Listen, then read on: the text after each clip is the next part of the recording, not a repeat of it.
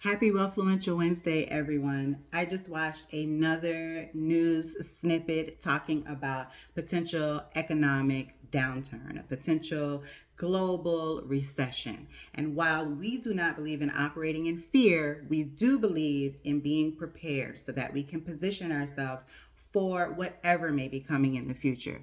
So, I want to share with you a few tips on how to prepare for a potential economic recession. First and foremost, you know what I'm going to say. Get that credit score up. Why is having a good credit score so important during an economic recession? Well, it goes back to the original purpose of extending credit. The original purpose of extending credit was to provide capital in times when the borrower either did not want to use their own money or they did not have access to the funds that they needed. In an economic recession, you might find yourself unemployed, underemployed, meaning you're not getting enough hours or you're not making enough pay for your skill set, or you may find yourself having to pay more for everyday items. We're already seeing it, right? So these are the times that credit was actually intended for us to lean on. However, we've been operating in a very predatory credit market, right? So our lenders have gotten us so comfortable with using credit on a daily basis, maxing out cards, relying on credits month after month. But if you go back to the original intent for credit or credit cards, is to give you that short term coverage, and that is how you want to be positioned. So working on your credit score means increasing your credit score, but it also means getting that utilization down, paying down those cards. Okay, now here's a quick tip for boosting your credit utilization without spending a dime. You may have heard me say this before. Let's say you have a credit card and it is $5,000 limit, and you have used $4,000 of that $5,000. You have an 80% credit utilization. So not only have you used the majority of your credit and now you only have $1,000 available to you,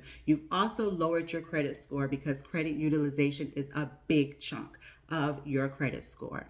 But the good news is you've been paying on time for the past 2 years consistently. Okay, so here's what you do. You call your creditor and you say, as you can see, I've been paying on time consistently for the past 2 years. I would like to request a credit line increase. Now, let's say your creditor reviews your account, they review your credit score, and they say, yeah, you can get a credit line increase. You've been very responsible with your card. And they increase your credit limit to $8,000. Without paying a dime, you have now lowered your credit utilization to 50%, right? Because you still owe $4,000, but your limit is now $8,000. So you are at a 50% credit utilization. Your credit score is going to go up, and you have secured additional funds in case you need them, only in case you need them, in case you need them for a future economic recession. Okay, does that make sense? Please leave a comment if that's a good strategy and if you plan on calling your creditors to ask for a credit line increase. Okay, so we already know that however high our credit score is, the better the terms are going to be for loans, right? And this is so important. When we are finding ourselves in a recession, there are times where you need a new vehicle, where you need to even downsize your home or upsize your home. But in a lot of times, people end up selling homes and having to get into something else. Whether you end up selling your home, and we do not do foreclosures. We do not do foreclosures, okay? The most important thing, if you find yourself in a situation where you are unable to pay your mortgage, you need to contact a realtor. You need to contact a realtor. They can help you short sale your home, which means to sell it for less than what you owe the bank. And it's an agreement that is done with the bank. They find a number that they're comfortable with, and you can sell it and get out from underneath that home. And it does not impact your credit as long as a foreclosure does. The other thing that you can do is you can rent out your home. Okay, there are so many strategies. If you are a homeowner out there and you find yourself in the middle of an economic recession, please, before you let it get to foreclosure, reach out to a professional in your area. I am a licensed realtor here in the state of Florida, and we can help you come up with a strategy to save your home and lessen the impact to your credit score. So that's the first thing, right? But let's say you do find yourself in that situation and you do need to move out of your home. Well, you're going to have to rent somewhere or you're going to have to buy someplace else. And guess what? Whether you rent or buy, they're going to be looking at your what? Your credit score.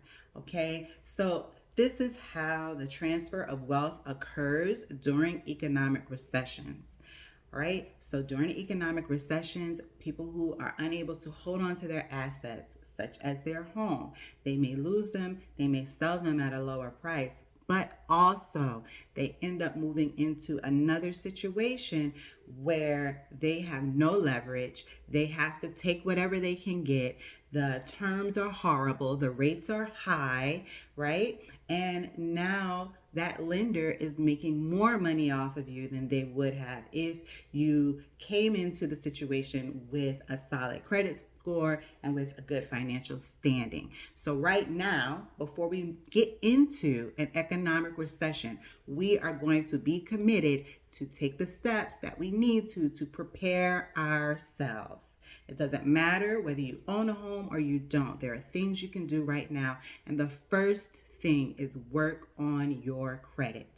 Okay, because 6 months from now it's going to be too late. If you're underemployed and rates are even higher and you have less money, you're going to have less funds, less opportunity to invest in getting yourself in a good situation so that you will be able to navigate whatever is going on in the market.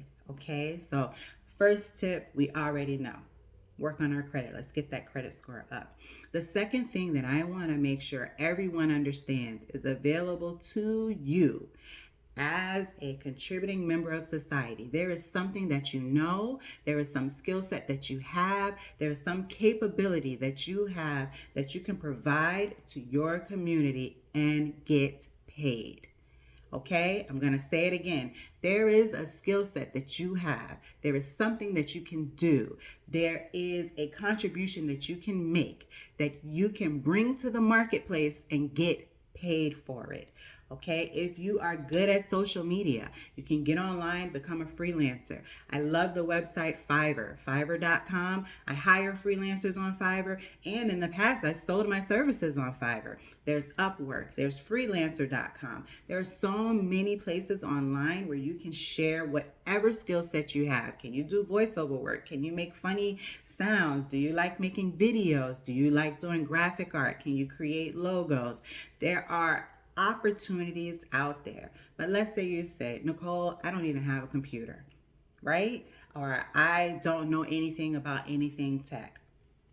Do you know that in your neighborhood, there are people who need someone to pick their children up after school? They need someone to watch their kids in the morning before they go to school. They need someone to do handiwork around their house. They need someone to clean their homes. They need someone to clean their vehicles.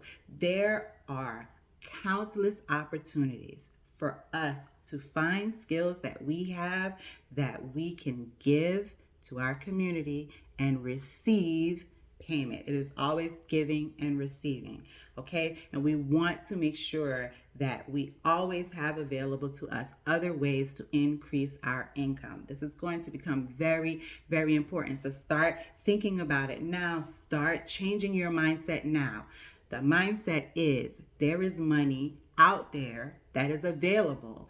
I just have to figure out what it is that I can do to increase my income month over month so that I can weather what's happening in the future. If you can start now, it's even better, right? Because you already have your income now and you already have your expenses now. And if you can add more income to that, you will be able to save, you will be able to position yourself to make it through whatever happens in the upcoming months. Okay, so number 2 is identifying some skills or some work that you can do on the side or instead of especially if you're underemployed and you're not making enough, you're not getting your hours, let's find something else that we can do. And not everything requires a big cash investment from you up front. So I'm not saying let's go and spend thousands of dollars to learn a skill set. There's something that you can already do that you can provide and receive payment for your services. So that's number two. Number one, credit score. Let's get that credit score up. Let's get ourselves positioned. And then number two, let's get that income up. Okay. All right. And then number three, in preparation, we want to look at our current budget. We want to look at our current budget. We want to look at our current expenses, and we want to figure out what can we eliminate, what can we minimize. What can we eliminate and what can be minimized?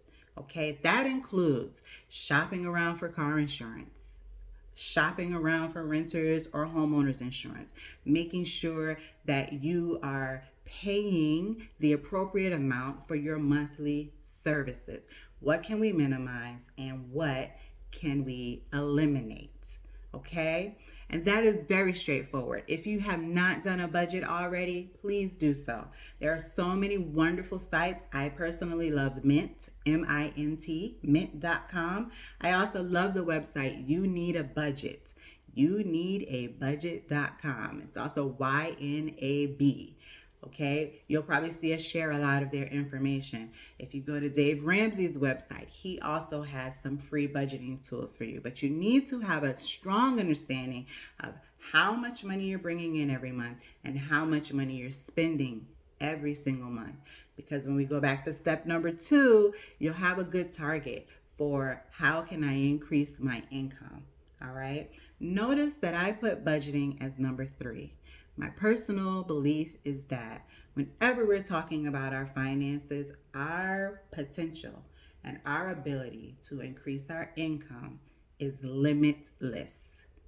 Our ability and our potential to increase our income is limitless. Okay? So we're going to start with the limitless because, when it comes to budgeting, there's a limit, right? I can only cut out so much. Certain things I have to pay for. So, you're never going to hear me say things like stop buying Starbucks and stop, getting your nails done or stop doing whatever. First, I'm going to say, how can you make more money so that you can afford the Starbucks that you like, so that you can afford getting your nails done, so that you can afford going out to eat, right? Let's start with increasing our income. So step number one, get your credit score right. Step number two, increase your income. And then step number three is you want to refine that budget to make sure that you have eliminated what you can and you have minimized what you can. And when you do that, that helps with getting rid of the fear. Okay, because right now, what you're seeing in the media is, one is the warning signs, but it's also a little bit of fear mongering. And when we operate in fear, we freeze. Some people have the fight or flight response, right? And so sometimes people flight, they run, they stick their head in the sand, they pretend like it's not happening, they just keep on doing what they're doing, right? That's not what we're here to do. We are here to get prepared so that we can weather any type of changes that happen in our market. It is very, very important. That is my heart for all of us, is that we are as financially sound as possible, because when these economic downturns happen, when they happen, it impacts those of us who are not financially sound the most. It impacts us the most. And again, we want to make sure that we are as prepared as possible, and that preparation is going to reduce the fear. And then you take what you learn and you share it with your neighbor. You take what you learn, you share it with your family. You take what you learn, you share it with your coworkers. Okay? And that is how we will make it through differently than we have in the past.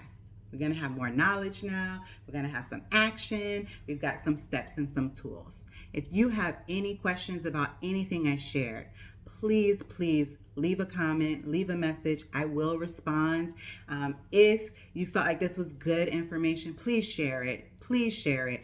Again, I want to make sure that as many of us as possible are prepared for the things that are going to be happening in the future. All right, thank you so much. This is a little longer, but I'm very passionate about this. Thank you so much. This was a little bit longer, but I'm very, very passionate about positioning ourselves for the future. So thank you for sitting with me. Happy Wednesday. Share this, like, subscribe, do all the things. Have a wonderful day. Bye, guys.